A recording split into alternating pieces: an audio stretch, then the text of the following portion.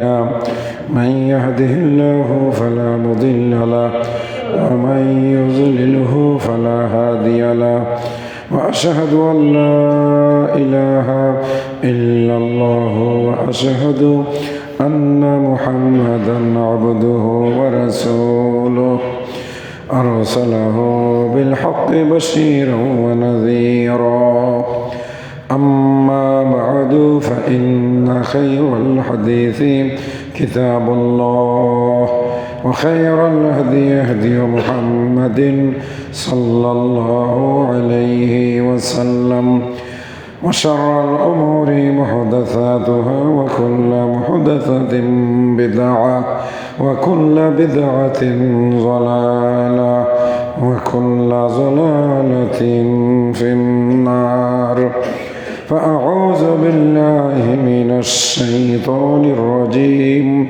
بسم الله الرحمن الرحيم سبحان الذي أسرى بعبده ليلا من المسجد الحرام إلى المسجد الأقصى الذي باركنا حوله لنريه من آياتنا إنه هو السميع البصير যাবতীয় প্রশংসা আল্লাহ সুবহানাহু ওয়া তাআলার জন্য শুকরিয়া আদায় করে বলি আলহামদুলিল্লাহ। দরুদ এবং সালাম বিশ্বনবী মুহাম্মদুর রাসূলুল্লাহ সাল্লাল্লাহু আলাইহি ওয়াসাল্লামের প্রতি। আল্লাহ রাব্বুল আলামিন দয়া করে আমাদেরকে সৃষ্টি করেছেন মানুষ হিসাবে। আমাদের আগে জিন জাতি ছিল, তার পূর্বে আল্লাহ পাক ফেরেশতা সৃষ্টি করেছিলেন। বাইবেলের বর্ণনা অনুযায়ী অর্থাৎ ইনজিল শরীফ যেটি আল্লাহ তাআলা হযরত ঈসা আলাইহিস সালাতু ওয়াস সালামের উপর নাজিল করেছিলেন, আল্লাহ তথা ঈশ্বর গুপ্ত ছিলেন। তিনি ইচ্ছা করলেন নিজেকে প্রকাশ করার। অতঃপর 7 দিনে এক দিনে আসমান, জমিন, চন্দ্র, সূর্য এবং জীবজন্তু এগুলো সৃষ্টি করলেন। অতঃপর আল্লাহ রাব্বুল আলামিন ফেরেশতা, জিন এদেরকেও সৃষ্টি করলেন। এক পর্যায়ে আল্লাহ তাআলা মানুষ সৃষ্টি করলেন। এটি বাইবেলের বর্ণনা। এভাবে নয়, বরং কুরআন মাজিদে আল্লাহ রাব্বুল আলামিন এই সমগ্র সৃষ্টি জগতের সৃষ্টির কথা 7টি পর্যায়ে ধাপে ধাপে আল্লাহ পাক সৃষ্টি করেছেন। ফেরেশতারা আল্লাহর হুকুম পালন করেন, যা বলা হয় তারা তাই করেন। তারা কোনো আল্লাহর আদেশ অমান্য করে না, যার কারণে ফেরেশতাদের মধ্যে কোনো গুনাহ নেই। আল্লাহ রাব্বুল আলামিন ইচ্ছা করলেন এমন একটা জাতি বানাবেন যারা আল্লাহর হুকুম মানবে, আবার মাঝে মাঝে কখনো কখনো তারা আল্লাহর হুকুম অমান্যও করবে। আবার অপরাধ করার পরে তারা অনুতপ্ত হবে এবং আল্লাহ রাব্বুল আলামিনের কাছে ক্ষমা চাইবেন। আল্লাহ দয়ালু, আল্লাহ মেহেরবান, আল্লাহ তাদেরকে মাফ করবেন। এমন একটি জাতি হবে যারা হবে সশরীরের অধিকারী, যারা রোগ ব্যাধি অসুখ বিসুখ দ্বারা আক্রান্ত হবে। আবার যারা সুস্থ থাকবে, সুস্থতা আল্লাহর নিয়ামত, আল্লাহ শুকরিয়া আদায় করবে, বলবে আলহামদুলিল্লাহ। অসুস্থতা আল্লাহর পক্ষ থেকে বান্দার জন্য পরীক্ষা। বিভিন্ন অসুখ বিসুখ দিয়ে আল্লাহ তাআলা বান্দাকে পরীক্ষা করেন, রোগমুক্ত করেন, আবার তাকে সুস্থ করেন। এর মাধ্যমে মানুষ ধৈর্য ধারণ করা, সবুর করা শিখে। এটা মানুষের গুণ। সবর জিনের ভিতরে নাই, শয়তানের ভিতরে নাই। জিনের মধ্যে ধৈর্য ধারণ করার শক্তি নাই, তারা অশরীরী, তাদের শরীর নাই। কখনো কখনো জিন কুকুরের রূপ ধারণ করতে পারে, কখনো কখনো জিন সাপের রূপ ধারণ করতে পারে, কখনো কখনো জিন কালো কুৎসিত কোনো আকৃতি বিশিষ্ট প্রাণীর রূপ ধারণ করতে পারে। একমাত্র মানুষ যাকে আল্লাহ পাক বানিয়েছেন কোনো রূপ পরিবর্তন করতে পারে না। যাকে আল্লাহ পাক যেই রূপ বানিয়েছেন, কালো ফর্সা, চেহারা সুন্দর, গোলগাল, লম্বা, চ্যাপ্টা, নাক বড়, নাক ছোট, ঠোঁট মোটা, ঠোঁট চিকন, অথবা বড় বড় চোখ, ছোট ছোট চোখ, লম্বা চুল, খাটো চুল, লম্বা মানুষ, খাটো মানুষ, আল্লাহ যাকে যেরকম বানাইছেন এটা কেউ পরিবর্তন করতে পারে না। এই মানুষের ভিতরে আল্লাহ তাআলা দিয়েছেন রাগ, ক্রোধ, লোভ, লালসা, হিংসা, বিদ্বেষ, মায়া, মমতা, ভালোবাসা, প্রেম, আরো কত কি সুবহানাল্লাহ। এক আশ্চর্য জীব আল্লাহ তৈরি করেছেন, যার নাম কি? ইনসান, মানুষ। আবার এই মানুষকে হেদায়েত করার জন্য, সঠিক পথে দাওয়াত দেওয়ার জন্য তিনি নাজিল করেছেন কিতাব। একটা কিতাবের নাম তাওরাত, মূসা আলাইহিস সালাতু ওয়াস সালামের উপর। আরেকটা কিতাবের নাম জাবুর, দাউদ আলাইহিস সালামের উপর। আরেকটা কিতাবের নাম ইনজিল, ঈসা আলাইহিস সালাতু ওয়াস সালামের উপর। সর্বশেষ কিতাবের নাম আল কোরআন, মুহাম্মাদুর রাসূলুল্লাহ সাল্লাল্লাহু আলাইহি ওয়াসাল্লামের উপর। ছোট ছোট গ্রন্থ, ছোট ছোট যেটাকে বলা হয় রিসালা, নাজিল করেছিলেন আল্লাহ পাক ইব্রাহিম আলাইহিস সালাতু ওয়াস সালামের উপর, আদম আলাইহিস সালাতু ওয়াস সালামের উপর, শীশ আলাইহিস সালাতু ওয়াস সালামের উপর, আরো দুই একজন নবীর উপরে প্রমাণ পাওয়া যায়।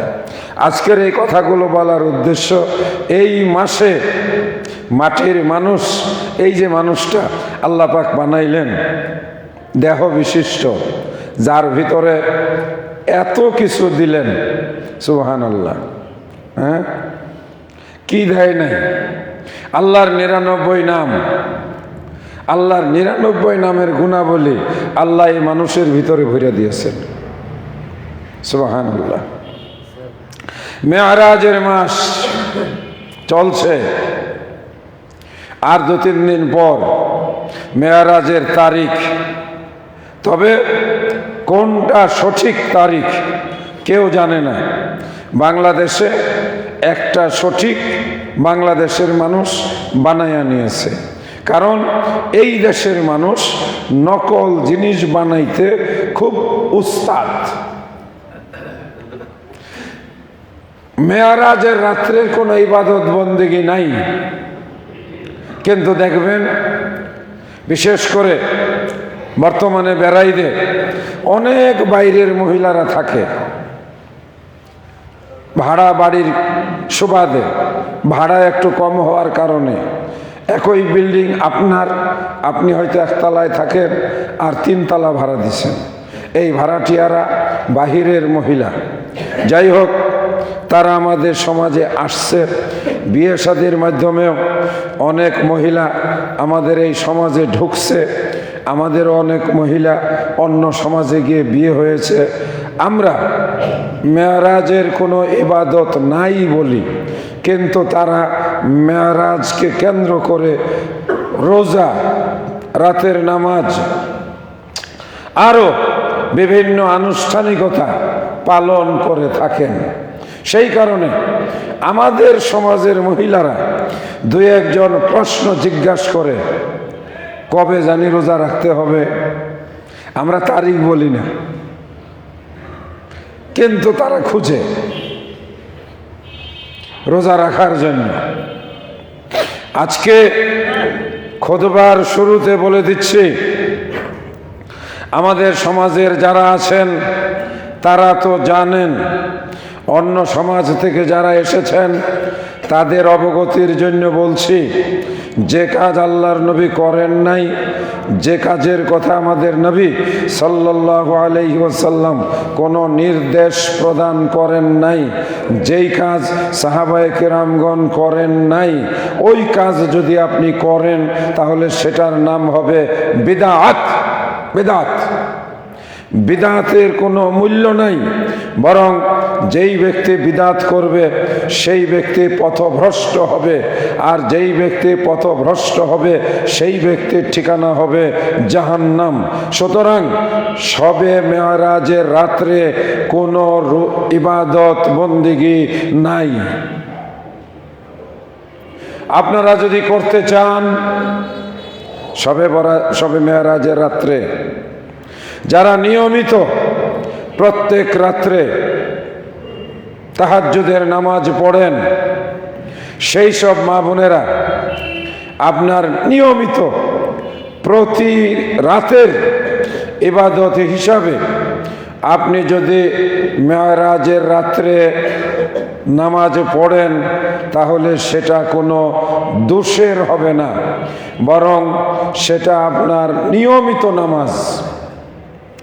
কিন্তু মেরাজের উপলক্ষ করে রাতে নামাজ পড়া, দিনে রোজা রাখা, অথবা কোরআন খতম করা, অথবা বাড়িতে মেহমান দাওয়াত দিয়ে খাওয়ানো, অথবা গরিব মিসকিনকে দান খয়রাত করা, এর সব কিছুই হলো বিদআত।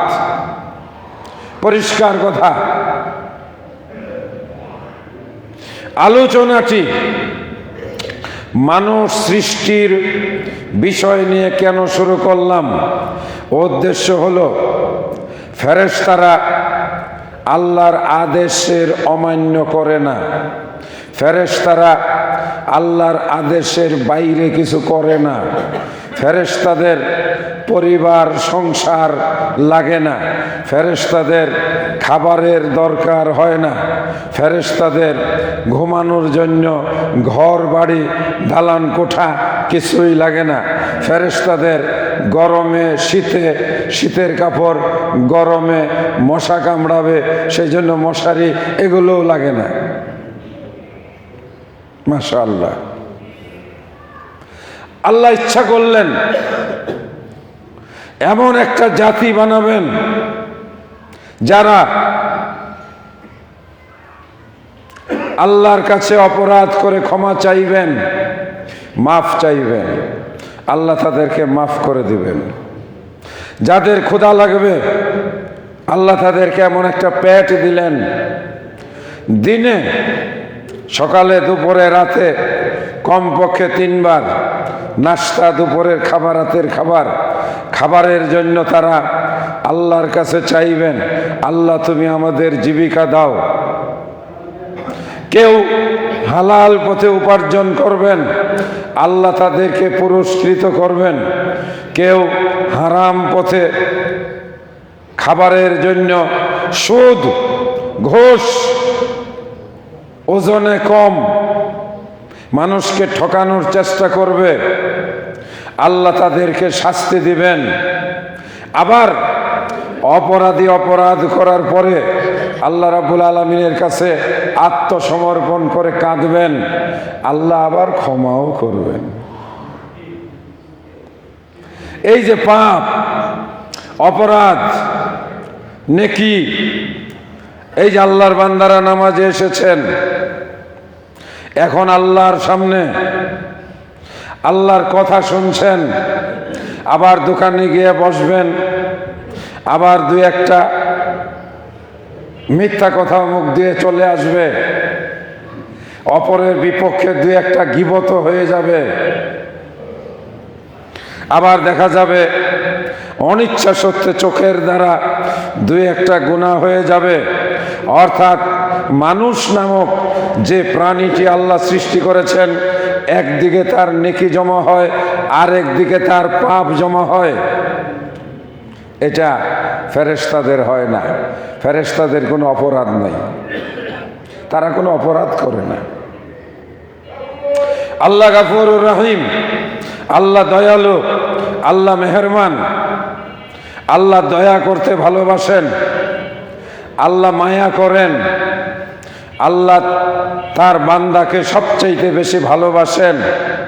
সেই জন্য আল্লাহ তাআলা আসমান থেকে বৃষ্টি বর্ষণ করেন, জমিন থেকে তার এই বান্দার জন্য খাবারের বন্দোবস্ত করেন, পানির ভিতরে আল্লাহ রাব্বুল আলামিন মাছ দিয়ে এই বান্দার জন্য মাছ খাবারের ব্যবস্থা করেন। আল্লাহ তাআলা এই মানুষের জন্য জঙ্গলে বিভিন্ন জীবজন্তু তৈরি করে এই বান্দার জন্যই খাবারের বন্দোবস্ত করেন। বিভিন্ন প্রকারের ফল মূল, ধান, গম, তারপরে চাউল ডাউল, পেঁয়াজ রসুন, আদা মরিচ, কত কিছু দিয়ে আল্লাহ রাব্বুল আলামিন তার এই প্রিয় বান্দাকে খাবারের বন্দোবস্ত করেন। ফেরেশতাদেরকে আল্লাহ তাআলা কোনো খাবারের ব্যবস্থাই রাখে নাই। সুবহানাল্লাহ। এগুলো একটু ভাববার জন্য বলছি। এত কথা কেন বলছি? নবীজি যাবেন, নবীজি যাবেন 7 আসমানের উপরে, শোনাবো। আজকে শেষ করতে না পারলে আগামী জুমায় মেরাজের আলোচনা শেষ হবে। মেরাজ মানেই হচ্ছে আল্লাহর নৈকট্য, আল্লাহর কাছে যাওয়া। বান্দা আল্লাহর কাছে যাবে, বান্দা আল্লাহকে ডাকবে, বান্দা আল্লাহর কাছে কাঁদবে, বান্দা আল্লাহর কাছে চাইবে, বান্দার সঙ্গে আল্লাহর সম্পর্ক। আল্লাহ বান্দার দিকে তাকিয়ে থাকেন, বান্দা কখন ঠোঁট নাড়িয়ে সুবহানাল্লাহ বলবে, আল্লাহ তাকাইয়া থাকেন। কার দিকে? বান্দার এই 2 ঠোঁটের দিকে। কি জন্য? এই বান্দা, তুমি কি চিন্তা করেছ, কখনো খেয়াল করেছ? আজকে সকালে অবশ্যই আমরা যারা এই মসজিদে সমবেত হয়েছি সবাই কিছু না কিছু আমরা নাস্তা করেছি। নাস্তা করার সময় কি আপনি চিন্তা করেছেন আপনার নাস্তার মধ্যে যে লবণটা ছিল, এই লবণ আল্লাহ তাআলা কোথায় বানাইছেন? টেকনাফে, কক্সবাজারে অথবা মহেশখালী। সেখান থেকে আপনার প্লেটে কে পৌঁছাইয়া দিয়েছেন? আল্লাহ। আপনি যে কাঁচামরিচ দিয়ে আজকে ডিম ভাজি করে খেয়েছেন, আপনি কি চিন্তা করেছেন এই কাঁচামরিচ কোথায় হয়েছে? বগুড়ার কাহালু থানায়। এই কাঁচামরিচ এখানে আসলো কেমনে? আপনি কি জানেন এই যে পেঁয়াজ দিয়েছিল, এই পেঁয়াজটা কোথায় হয়েছে? সব পেঁয়াজ আমদানি হচ্ছে বাইরের পার্শ্ববর্তী রাষ্ট্র থেকে। সেখানে কোথায় এই পেঁয়াজ উৎপাদিত হলো? সেখান থেকে কে আপনার প্লেটে এনে পৌঁছাইয়া দিল? আপনার জন্য যে হলুদ, আপনি কি জানেন হলুদ কোথায় হয়? খাগড়াছড়িতে, বাংলাদেশের খাগড়াছড়িতে। এই যে আলু ভর্তা করে আপনি সকালে চচ্চড়ি খেয়েছেন, অথবা আলু ভর্তা দিয়ে আপনি অন্য কোনো খাবার খেয়েছেন, আপনি কি জানেন এই আলু কোন জমিনে উৎপন্ন হয়েছে? যেই চাউলের ভাত খেয়েছেন, হতে পারে এই চাউল দিনাজপুরের কোনো জমিনে উৎপাদিত হয়েছে। আপনি রাত্রে ঘুমাইছেন, আপনি আশার নামাজ পড়ে আমরা কি করেছি? ঘুমাইছি। আর আমরা যারা রাত্রে রাস্তায় চলি, যেমন আমি আজকে পাবনা থেকে এসেছি, যমুনা সেতুতে প্রচণ্ড কুয়াশার কারণে রাত্রে গাড়ি পারাবার বন্ধ ছিল। শত শত বললে ভুল হবে, হাজারো ট্রাক ভর্তি পেঁয়াজ, মরিচ, ফুলকপি, সবজি, মাইলের পরে মাইল লাইন ধরে ড্রাইভাররা ঘুমাইছে। কারণ কি? ওই যে কুয়াশার কারণে ব্রিজে গাড়ি উঠতে দেয় না, অ্যাক্সিডেন্ট হবে। 7টা 7:30টার পরে ব্রিজ ছাড়লো, আমরা পার হয়ে আসলাম। আমি সেখানে বসে বসে ভাবলাম, হে আল্লাহ, তুমি তো ঘুমাও না, তোমার বান্দারা ঢাকা শহরে যার যার বাসায় ঘুমাইতেছে, আর তুমি তাদের সকালের খাবারের জন্য পেঁয়াজ, মরিচ, লবণ, মাছ, ট্রাককে ট্রাক ভর্তি মাছ আসতেছে রাজশাহী থেকে, জীবন্ত মাছ পানির মধ্যে ট্রাকে সাঁতার কাটতেছে। এই সব আয়োজন যিনি করে আপনার খাবারের বন্দোবস্ত করে দিয়ে আপনি খাইতে বসছেন, তখন আসমান থেকে, আরশে আজিম থেকে আপনার দিকে তাকায়ে থেকে তিনি শুধু দেখেন আমার বান্দা কখন লুকমাটা মুখে দিয়ে দেওয়ার সময় বলবে বিসমিল্লাহ, খাওয়ার পরে বলবে আলহামদুলিল্লাহ। আপনাকে আমাকে আল্লাহ রাব্বুল আলামিন বানিয়েছেন, খাবার দিচ্ছেন, লালন পালন করতেছেন, জীবনে যা কিছু প্রয়োজন সব কিছু আল্লাহ রাব্বুল আলামিন দিয়েছেন। শুধুমাত্র আমার আপনার মুখ থেকে আল্লাহ তাআলা একটা শব্দ শোনার জন্য। কি শব্দ? শুরুতে বিসমিল্লাহ, শেষে আলহামদুলিল্লাহ। আল্লাহ খুশি হয়ে বলে, বান্দা আমার সব জিনিস তোর পেছনে খরচ করে আমি আল্লাহ খুশি হলাম। বলি এইবার সুবহানাল্লাহ। মেরাজের রাত্রে আল্লাহর নবীকে আল্লাহ নিয়ে গেলেন, নিজের ঘরেই ছিলেন, হাতিমে কাবায় রাত্রে এসে তিনি সালাত আদায় করলেন। অতঃপর সেখানেই তিনি একটু হেলান দিয়ে ঘুমিয়ে পড়লেন। জিবরাইল আলাইহিস সালাতু ওয়াস সালাম তাকে এসে সালাম জানালেন, ইয়া রাসূলুল্লাহ, চলুন আপনাকে দেখানো হবে আল্লাহ সুবহানাহু ওয়া তাআলার উলুহিয়াতের জগৎ, রুবুবিয়াতের জগৎ, আল্লাহ রাব্বুল আলামিনের কুদরত এবং মহিমা। আপনি দেখবেন, আপনার উম্মতের কাছে বলবেন, আর উম্মতেরা সেই সব কথা শুনে আল্লাহ রাব্বুল আলামিনের দরবারে সাজদায় লুটিয়ে পড়ে বলবে সুবহানাল্লাহ। সব কিছু দেখানো হলো। নবীজির মনের ভিতরে প্রশ্ন জাগলো, আল্লাহ আমাকে তুমি নিয়ে এসেছ 7 আসমান পার করে, আমাকে তুমি কাছে নিয়েছ একেবারে সিদরাতুল মুনতাহায়। রব্বুল আলামিন তোমার কাছে আমাকে বসার ব্যবস্থা করে দিয়েছ। আমি দেখলাম জান্নাত, আমি দেখলাম জাহান্নাম। আমি গিয়ে বলবো মসজিদে নববীতে আবু বকর, ওমর, উসমান এইসব সাহাবীরা আমার কাছে আসবে। তারা যদি বলে ইয়া রাব্বাল ইয়া রাহমাতাল লিল আলামিন, হে নবী মুহাম্মদুর রাসূলুল্লাহ, আপনি তো গিয়ে নিজে দেখে আসলেন, আমরা কেমন করে আল্লাহ রাব্বুল আলামিনের কাছে যাব? আমরা কেমন করে আল্লাহর সেই অফুরন্ত কুদরত মহিমা দেখব? আমাদেরকে মন চাইতে পারে না? নবীজি যখন বললেন আমাকে জান্নাত দেখানো হলো, আমি জান্নাতের নিয়ামতগুলো দেখলাম, সুবহানাল্লাহ। মাঝে মাঝে আমার হাত সামনে গিয়ে গেল, জান্নাতের আঙ্গুরের গাছ থেকে আমার হাত দিয়ে আমি আঙ্গুর ছিঁড়ে আনতে চাইলাম। জিবরাইল বললেন, ইয়া রাসূলুল্লাহ, এখনো সময় হয় নাই, আপনি এখনো পৃথিবীতে জীবিত, এই বাগান আপনার জন্য। আল্লাহ রসুলকে যখন দেখানো হলো, নবীজি হাত দিয়ে আঙ্গুর ছিঁড়তে চাইছিলেন। জিবরাইল আলাইহিস সালাম বলে, এখন না, এখন না, এটা আপনাকে বিশেষ ব্যবস্থায় দেখানো হচ্ছে। যখন আপনি জান্নাতে চলে আসবেন তখন এসে আপনি জান্নাতের ফল ভোগ করবেন। জান্নাতের বাগান দেখানো হলো, অনিন্দ সুন্দর, দৃষ্টিনন্দন, এত সুন্দর, এত সুন্দর। নবী সাল্লাল্লাহু আলাইহি সাল্লাম বলেন, আমি কখনো কল্পনাই করতে পারি না, এটা বলে বোঝানো যাবে না। বরং আল্লাহ রাব্বুল আলামিন বলেন, আমি এমন জিনিস বানিয়ে রেখেছি, কোনো চোখ নাই যেই জিনিস কোনোদিন দেখেছে, কোনো কান নাই যেই কান কোনোদিন শুনেছে, এমন কোনো হৃদয় নাই যেই হৃদয় দিয়ে কোনো মানুষ উপলব্ধি করতে পারবে আমি আল্লাহ জান্নাতের ভিতরে কি নিয়ামত বানায় রেখেছি। সুবহানাল্লাহ। আল্লাহ রসুল কতগুলো বাগানের বিবরণ দিলেন। এক এক বাগানের ফল অতি আশ্চর্য রকমের। বাগানের ফুলের বিবরণ দিলেন, সুগন্ধির বিবরণ দিলেন, সৌন্দর্যের বিবরণ দিলেন।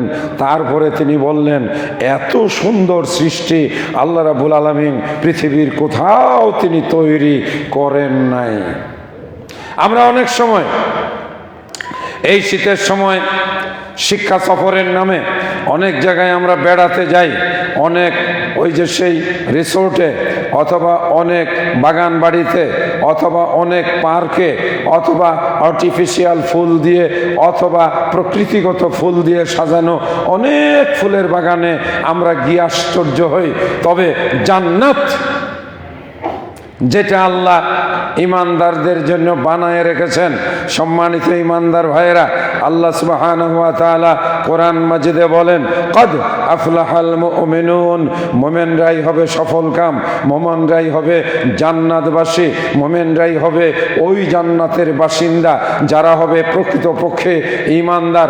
আল্লাহ রাব্বুল আলামিন জান্নাতের সৌন্দর্যের কথা পবিত্র কোরআন মাজিদে অনেক জায়গায় আলোচনা করেছেন। জান্নাতুন তাজরি মিন তাহতিহাল আনহার, এমন জান্নাত যার তলদেশ দিয়ে নিম্ন দেশ দিয়ে ঝর্ণা নদী একেবারে দুধ মধু এমনকি সমিষ্ট পানীয়ের ঝর্ণা প্রবাহিত হবে। যেই পানি পান করলে কোনোদিন পিপাসা লাগবে না, যেই মধু পান করলে তার স্বাদ কোনোদিন শেষ হবে না। আর দুধের স্বাদের কথা আল্লাহর নবী বলেন, সেই স্বাদ কোনো মানুষ কল্পনাও করতে পারবে না। এই সব কিছু আল্লাহ রাব্বুল আলামিন আমাদের নবী মুহাম্মদুর রাসূলুল্লাহ সাল্লাল্লাহু আলাইহি ওয়াসাল্লামকে মেরাজের রাত্রে দেখিয়েছেন। আমরা এখন এই মুহূর্তে যে মাসে আছি, আরবিতে এই মাসের নাম হলো রজব মাস। অনেকেই হয়তো জানি না এই মাসের আরবি নাম রজব। 4টি 12 মাসের মধ্যে 4টি মাস হলো অত্যন্ত মর্যাদাপূর্ণ হারাম মাস। হারাম হলো যেই মাসে মারামারি করা হারাম, যেই মাসে ঝগড়া করা হারাম, যেই মাসে পরনিন্দা পরচর্চা করা হারাম। হয়তো প্রশ্ন আসবে, তাহলে কি অন্য মাসে করা যাবে? না, অন্য মাসে করলে যে পাপ হবে এই মাসে করলে পাপ তার চাইতে দ্বিগুণ হবে। কেননা এই মাসগুলোকে আল্লাহ রাব্বুল আলামিন বিশেষ সম্মান দিয়েছেন। তার মধ্যে একটা হলো কি মাস? রজব মাস। আর 3টা একসাথে, জিলকদ, জিলহজ, সাথে সাথে আছে মুহররম। এই 3 মাস একসাথে কেন?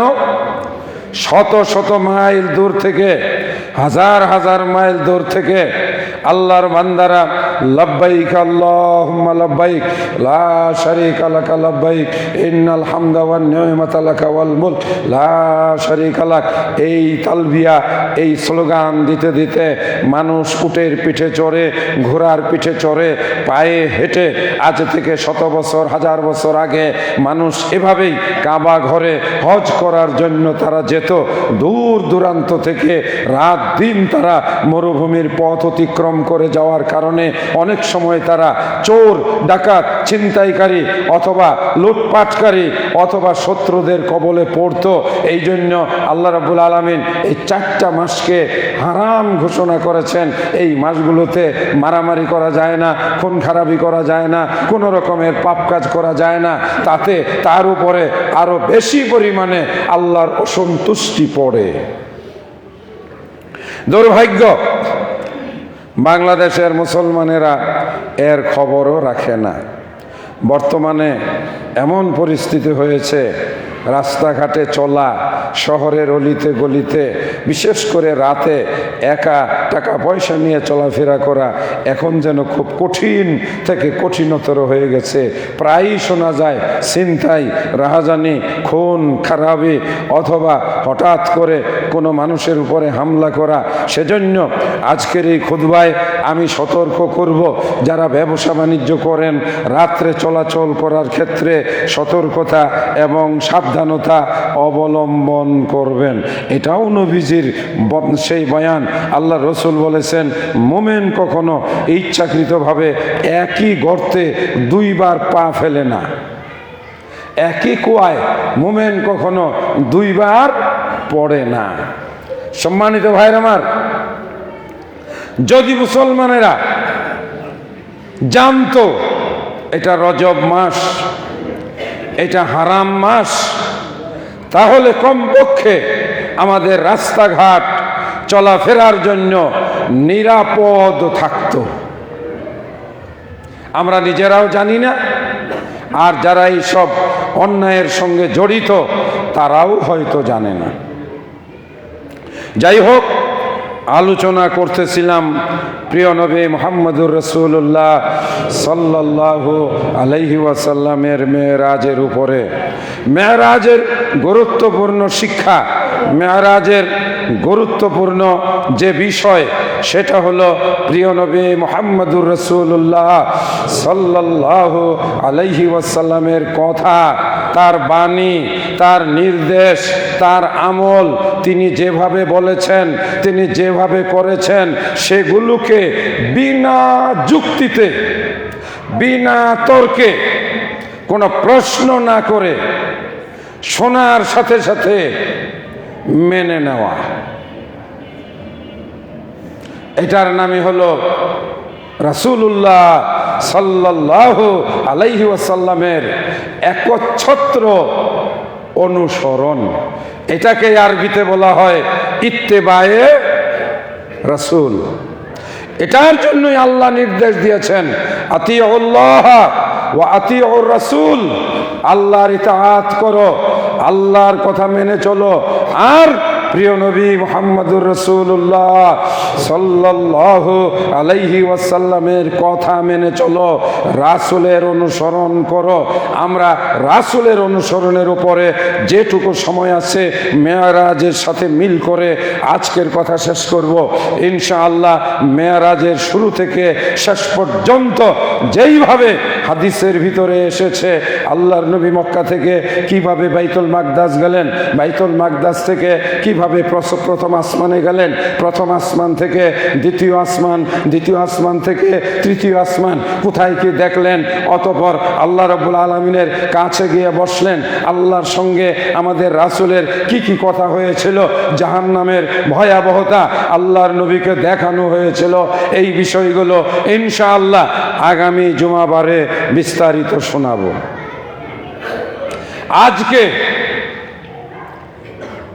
আজকে আমরা কতটুকু নিয়ে যাব? এক, রাসূলের কথা শোনার পরে আল্লাহর নবী বলেছেন, এই কথা শোনার পরে কোনো প্রশ্ন করা যাবে না,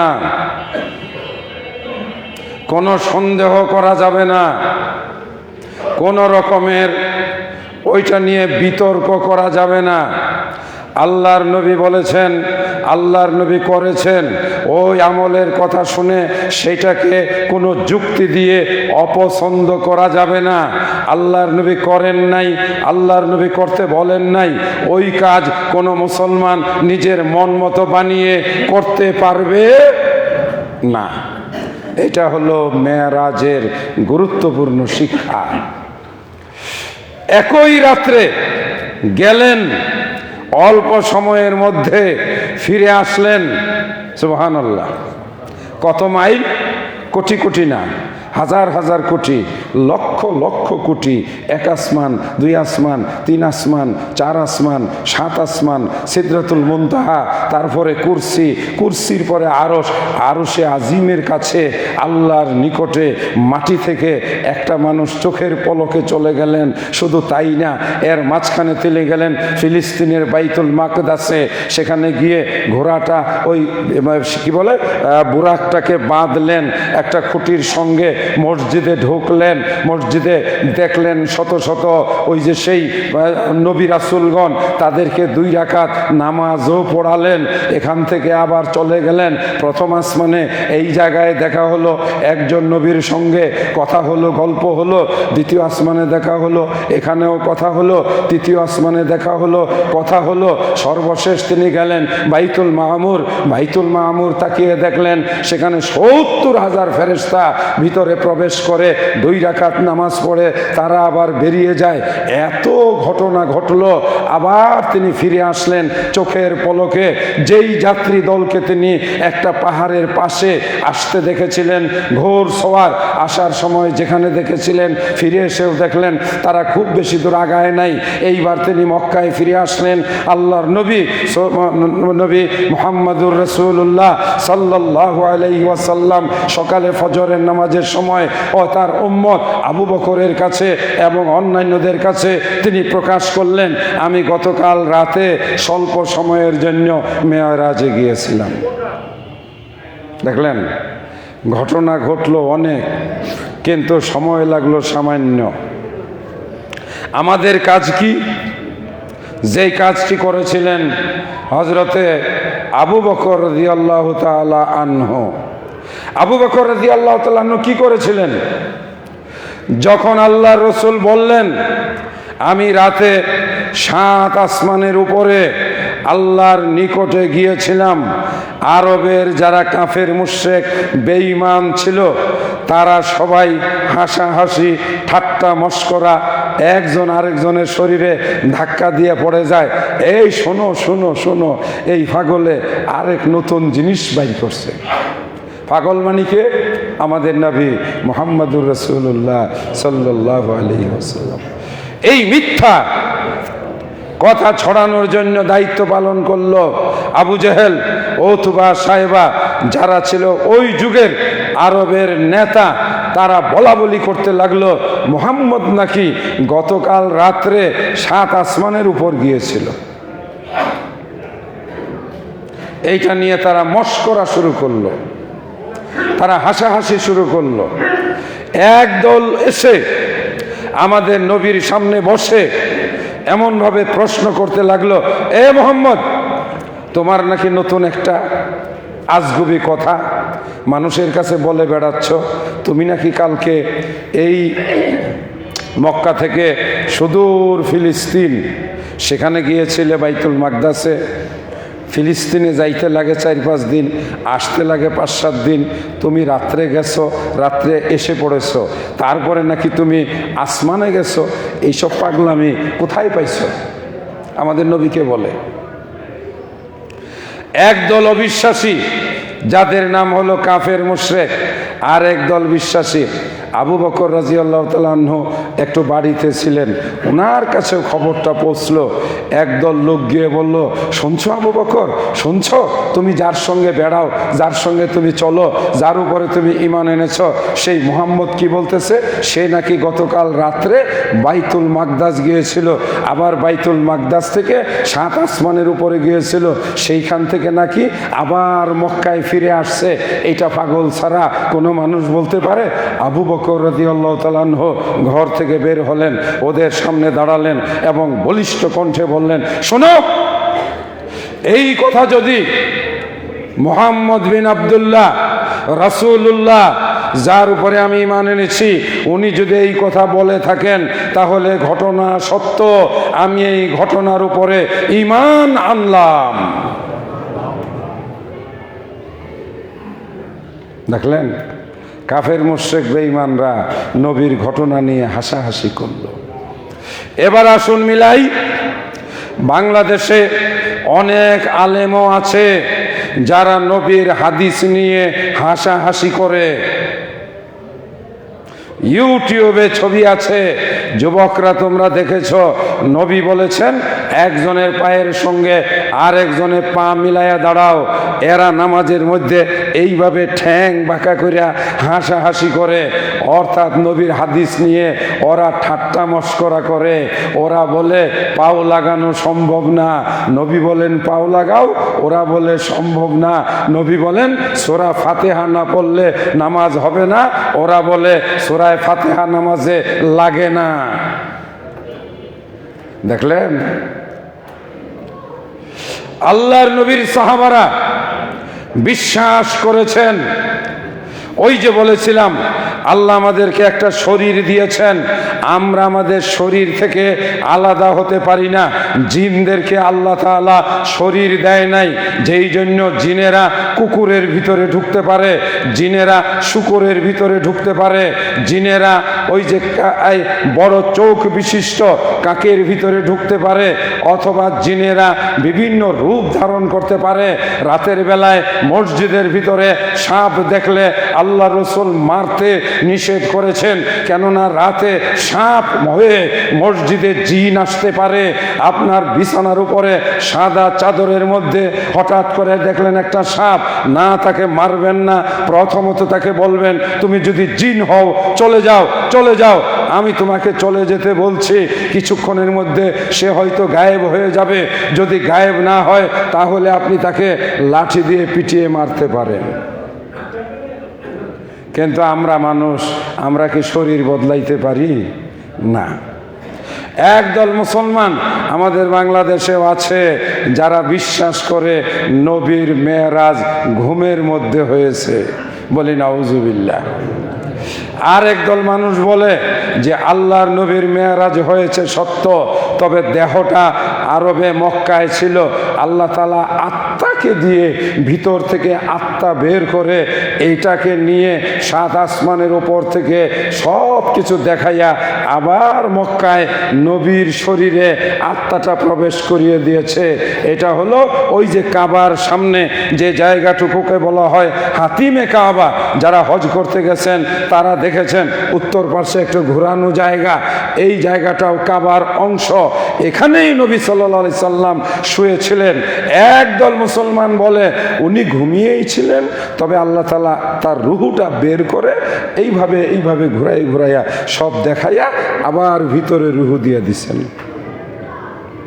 খালি যুক্তি, খালি বুদ্ধি, এক একজন এক এক বুদ্ধি। বাইরে আমরা আমাদের কি জানি নাম? আহলুল হাদিস। আমাদের কি জানি নাম? আহলুল হাদিস। আমরা বুদ্ধি খাটাই না, আলহামদুলিল্লাহ। আমরা যুক্তিও খাটাই না। কি আমরা কোনো যুক্তি খাটাই? পায়ে পা লাগাইলে বেয়াদবি হবে, এটা আমরা যুক্তি দেই। পায়ে পা না লাগাইলে অসুবিধা কি আমরা বলি? আস্তে আমিন বললেও আল্লাহ শুনেন, জোরে আমিন বললেও আল্লাহ শুনেন। এটা কি? এটার নামই হলো যুক্তি। আমাদের কথা আমরা আহলুল হাদিস কেন? আমরা যেভাবে পাই সেভাবেই বিশ্বাস করি, আলহামদুলিল্লাহ।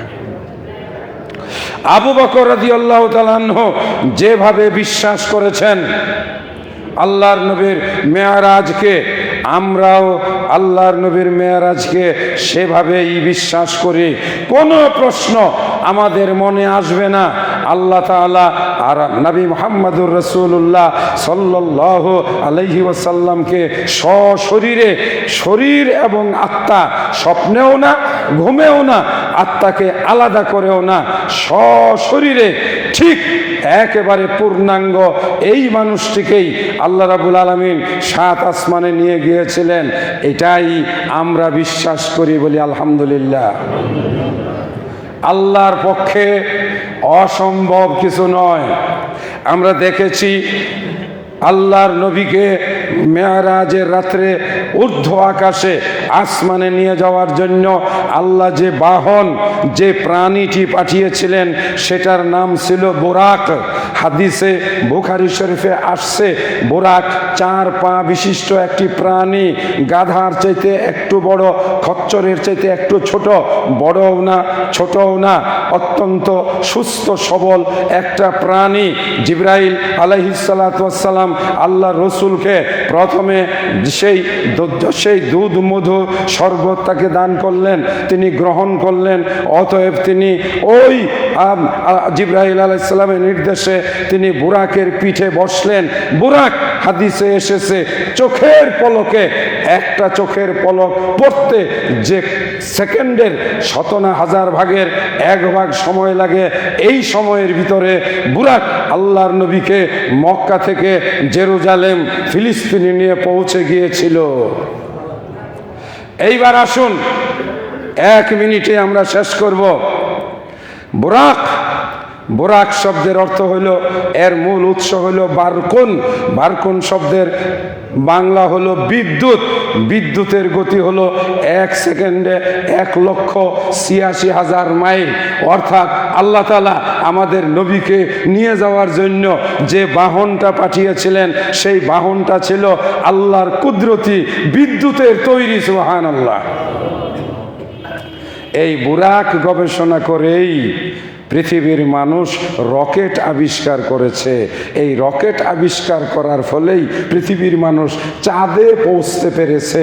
এই রকেটের মাধ্যমেই মানুষ এখন মঙ্গল গ্রহে বাড়ি ঘর বানানোর স্বপ্ন দেখতেছে। এই রকেটের মাধ্যমে পৃথিবী থেকে সিমেন্ট বালি রড নিয়ে মানুষ বাড়ি বানাবে কোথায়? মঙ্গল গ্রহে। এই উৎস পাইল কোথায়? বিশ্বনবী মুহাম্মদুর রাসূলুল্লাহ সাল্লাল্লাহু আলাইহি ওয়াসাল্লামের জন্য যেই বাহন আল্লাহ পাক পাঠিয়েছিলেন, সেটা তৈরি ছিল কি দিয়ে? বিদ্যুৎ। আর আল্লাহর বিদ্যুৎ আর মানুষের বানানো বিদ্যুৎ কি সমান সমান হবে? মানুষের বানানো বিদ্যুতের গতি হলো 1 সেকেন্ডে কত দূর যায়? 1,86,000 মাইল। আল্লাহর বানানো বিদ্যুৎ যাবে 1 লক্ষ নয়, 1,000 কোটি মাইল চোখের পলকে। এভাবেই নবী মুহাম্মদুর রাসূলুল্লাহ সাল্লাল্লাহু আলাইহি ওয়াসাল্লামের মেরাজ 1 মুহূর্তে আল্লাহ তাআলা সংগঠিত করেছিলেন। আমরা এটাকে বিশ্বাস করি। মেরাজ কবে হবে? ডেট তারিখ বলবো না। কেন বলবো না? আমাদের সমাজে অনেকেই আছে এই মেরাজের রাত্রে বিদআত করেন। আমার মা বোনেরা, না, আবারও নিষেধ করছি, মেরাজের রাত্রে আলাদা কোনো ইবাদত নাই। যদি আপনি ইবাদত করেন তাহলে কি হবে? সওয়াব হবে না গুনাহ হবে? আমি খুতবায় আপনাদেরকে বলছি, আপনি যদি মেরাজের রাত মনে করে কোনো নামাজ পড়েন তাহলে আপনার গুনাহ হবে। কেন? আল্লাহর নবী নিজে মেরাজের রাত্রে কোনো ইবাদত করেন নাই। মেরাজ হওয়ার পরে আল্লাহ রসুল 13 বছর বেঁচে ছিলেন, অথবা 11 বছর বেঁচে ছিলেন। এই 11 বছরের 11টা মেরাজের রাত পেয়েছিলেন। তিনি কোনোদিন কোনো সাহাবাকে নিয়ে মেরাজের রাত কবে এটাও বলেন নাই। মেরাজের রাত্রে তিনি কোনো নামাজও পড়েন নাই। মেরাজের দিনের বেলায় নবী সাল্লাল্লাহু আলাইহি ওয়াসাল্লাম কোনো রোজা রাখেন নাই, কোনো সাহাবী রোজা রাখেন নাই। এমনকি আল্লাহর নবী যে কয়দিন রোজা রাখতে বলেছেন তার মধ্যে মেরাজের ওই যে দিনের বেলায় রোজা রাখার কোনো কথা নাই। সুতরাং মেরাজের রাত উপলক্ষ করে যারা রোজা রাখবেন তারা গুনাহগার হবেন, তারা বেদাতকারী হবেন। আর আল্লাহর নবী বলেছেন যারা বিদআত করবে তাদের ঠিকানা হবে জাহান্নাম। সুতরাং আজকের এই পূর্ণ আলোচনার শেষ কথা হলো, আমরা সব সময় নবীর কথা অনুযায়ী আমল করব। আমরা নবীর কথাকে বিশ্বাস করব, আমল করব। কোনো রকমের যুক্তি, কোনো রকমের আলোচনা, কোনো রকমের ওই যে এটা করলে না কি হবে, না করলে কি হবে, এইরকম কোনো কথাবার্তা না বলে আমরা আহলুল হাদিস। এই জন্য যে আমরা সরাসরি নবীর হাদিস পাইলেই আমরা সেটাকে মনে প্রাণে বিশ্বাস করে আমরা সেটাকে আমলে পরিণত করি। আল্লাহ আমাদেরকে বিশুদ্ধভাবে চলার, সঠিকভাবে চলার তৌফিক দান করুন। আমিন। আকুলু কাউলি হাযা ওয়া আস্তাগফিরুল্লাহ লি ওয়া লাকুম ওয়া লিসাইরিল মুসলিমিন নাহমাদুকা ইয়া গাফুরু ইয়া রহিম।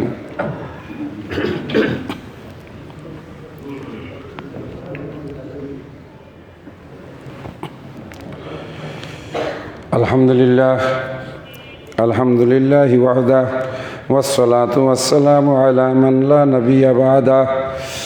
إن الله يأمركم بالعدل والإحسان وإيتاء ذي القربى وينهى عن الفحشاء والمنكر والبغي يعظكم لعلكم